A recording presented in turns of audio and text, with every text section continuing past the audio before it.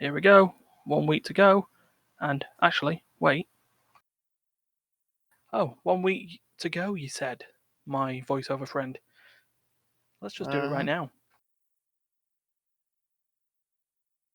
Right, third time lucky. This is the final of the Fantasy League, and let's get straight into it. I've got Duncan and I've got D, the finalists.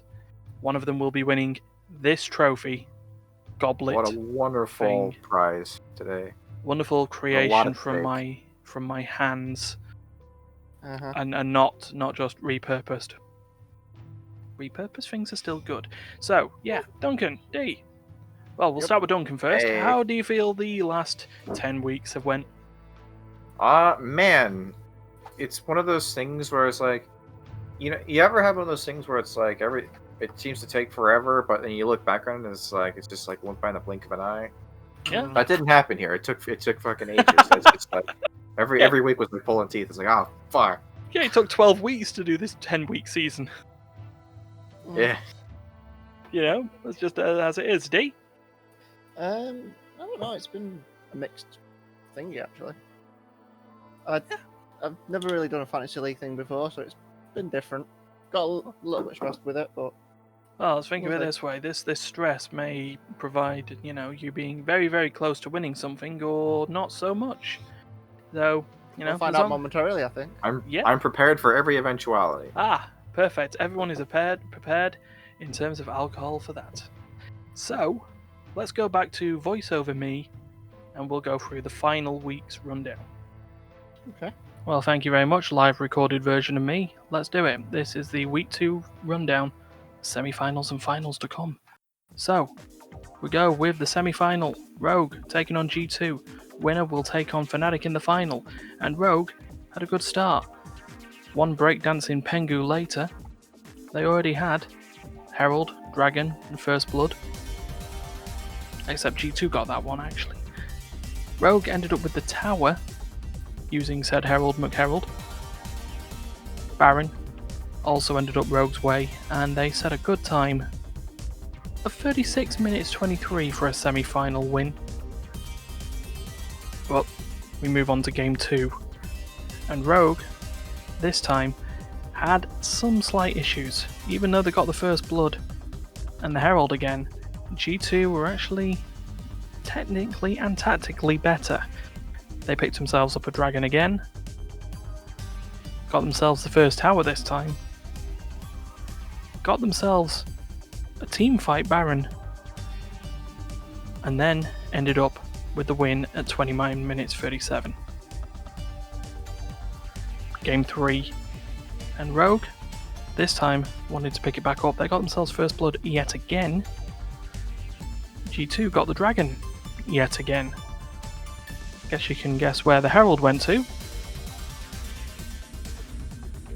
And the tower went to Rogue this time. Now they're down on kills at this point, but they got themselves the Baron. No, they didn't. I lie. That was G2. They picked up that game.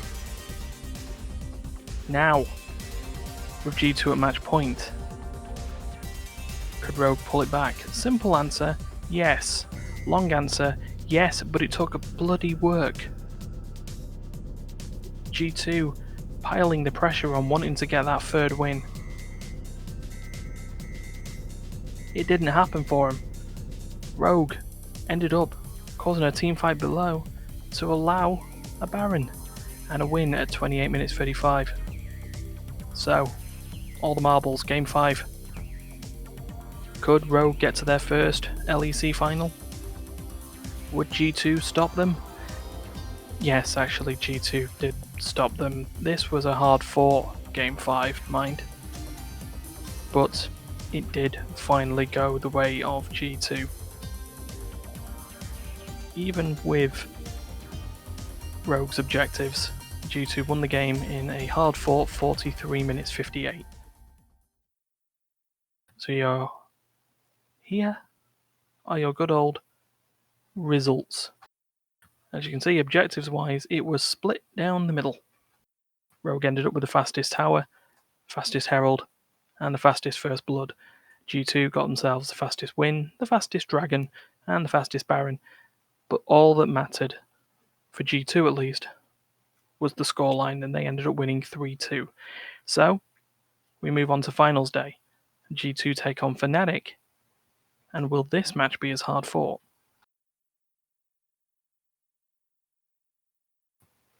Game 1. It was time. And G2, well, they let Fnatic get an early first blood, but then decided they wanted to show them why they'd won back-to-back trophies. A dragon by Fnatic gets nearly 20 minutes, but a baron had just gone 25 by G2 led them to their win quite a lot later in the longest match of the game at 49 minutes 23. Game 2, could Fnatic pick it up now taking the blue side of the map? No. This was a bit more dominant by G2 at this rate. Good old Herald taken to lead to an ice tower. And then they started racking up kills, overtaking Fnatic's early start, and then picking up the win in a slightly shorter 41 minutes 43. Match point, and G2 just turned the heat on. They got themselves the first blood, then let Fnatic get the dragon, before then starting to take everything else on the map, minus the first turret. And then this game ended on the not much later, at 31 minutes. So, here are the results for that match, and it was a G2 sweep. They just took everything. Fnatic did get some early objectives, but they didn't get them fastest. So in terms of our prediction game, didn't do much. And the scoreline says itself. G2 3-0 to win the LEC. But the question really remains now is, how does that affect the prediction game? Well, before we go back to live Ryan, live Duncan, and live D, let's see what their predictions actually were.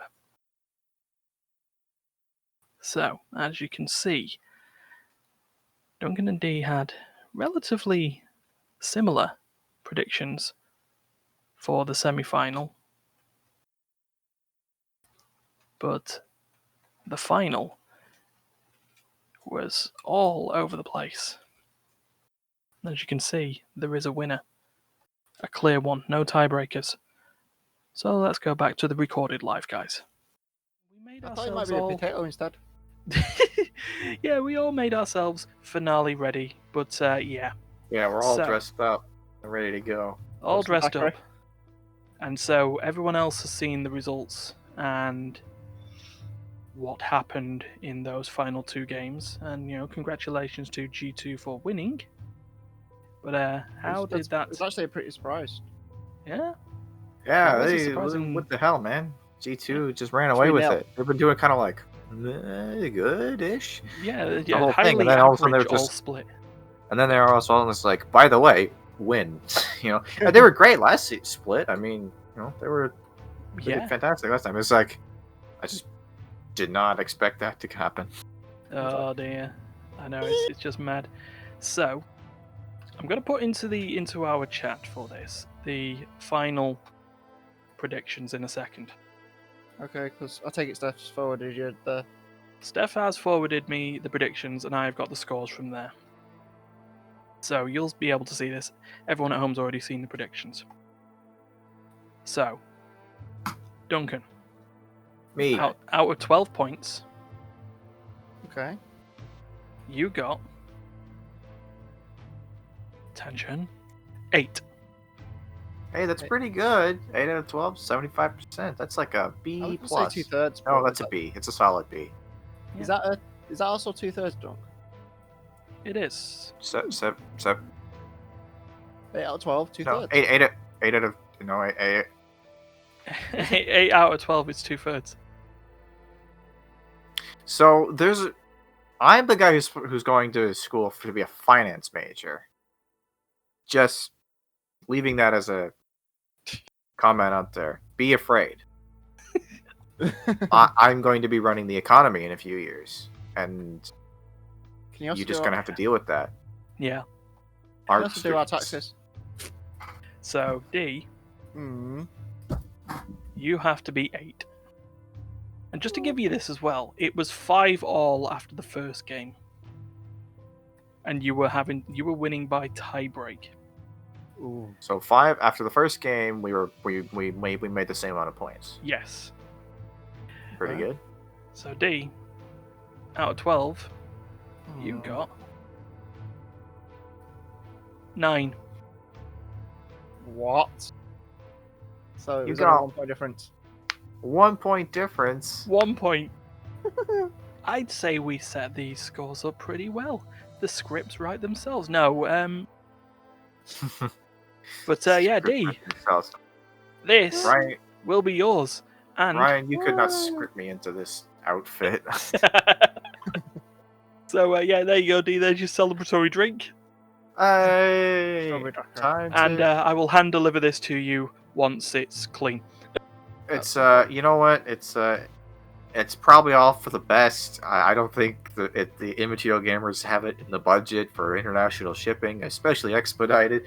So hey, it's probably best that it stays in the neighborhood, stays on your side of the pond. For now, yeah. No, I was really thinking that it was basically, I was like, by the end of the week, I even said it to someone else like the other day. By the end of the week, Ryan's got one of two decisions. He's either going to have a really nice, easy walk over, Hmm. or he's going to have a ball ache of a time in mailing shipping fees. Well, given the fact it got to a 50-50 chance by the end of this, it was coin flip. But yeah, congratulations to D. Commiserations to Duncan, but maybe spring 2021. It really threw me off how successful G2 was there. Yeah. Especially I was that not I- expecting that. Especially that I put I copied and pasted the G2 game from 3 weeks ago. Hmm. There you go. I literally just copied and pasted it.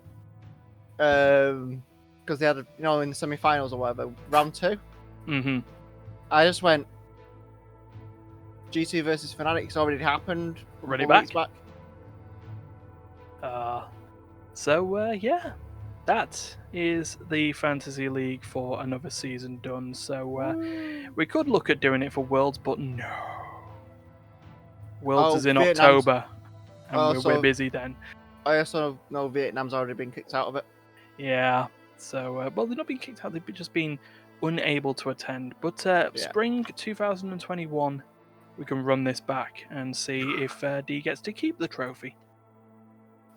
Indeed. Oh God, keep the same trophy, move it around. Yeah. That's gonna be. That sounds like a health hazard. But hey, it's tradition that we've just started just now. Indeed. Yeah. So so from potential defending champion D, gracious runner-up Duncan, and salty 4th place Ryan. Well, you got in top 4. You got to be the presenter. Yeah. Oh shit! If you ever got to be at one of these finals, someone have to present for you. Shit. Yeah.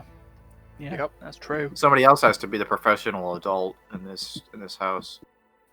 We do it occasionally, begrudgingly, sort of half-assedly. You say but professional adult with those lot. Adult, just. I Or would maybe say even that out of just our professional. group, out of our organization, I would say Ryan is probably the closest thing to a real human that we have. I'm a real boy. You're a real boy.